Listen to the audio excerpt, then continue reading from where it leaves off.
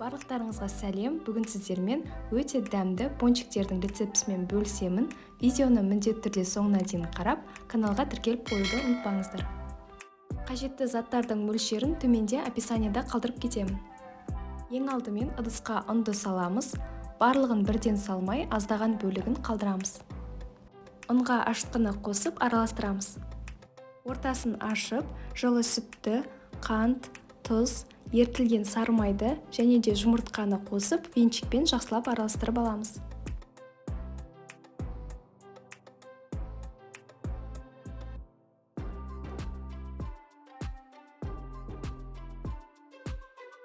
Одан соң қасықтың көмегімен араластырып, ұн қажет болған жағдайда ұнды қосамыз.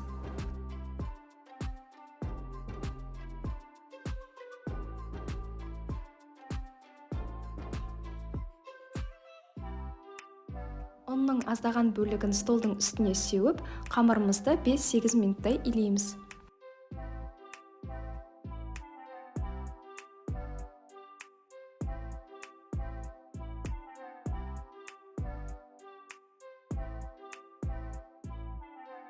Мінекей біздің қамырымыз дайын болды. Өте жұмсақ, қолға аздап жабысуы мүмкін.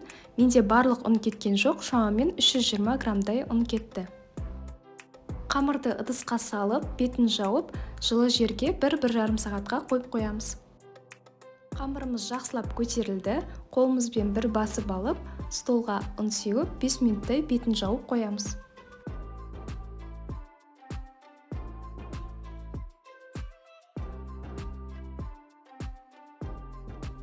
Одан соң оқтаудың көмегімен қалыңдығы 7-8 мм-дей етіп, қамырымызды жайып аламыз.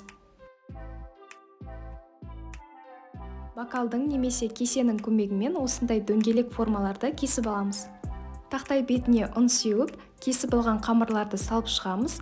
Одан соң бетін жауып, 20-30 минуттай қойып қоямыз.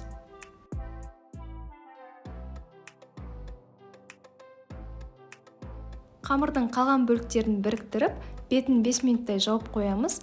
Одан соң дөңгелек формаларын кесіп алатын боламыз.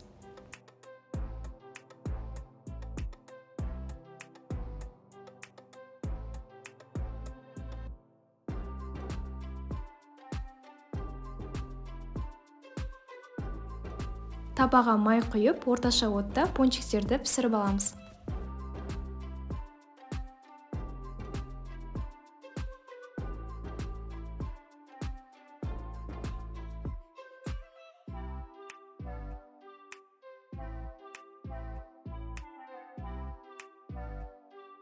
Піскен пончиктерді артық майды кетіру үшін қағаз сүлгіге салып аламыз.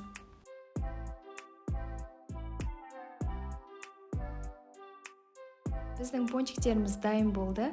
Қамыры жұмсақ, өте дәмді болып шығады. Сіздер де міндетті түрде дайындап көріңіздер. Рецепт ұнаған болса лайк басып, каналға тіркеліп, достарыңызбен бөлісуді ұмытпаңыздар.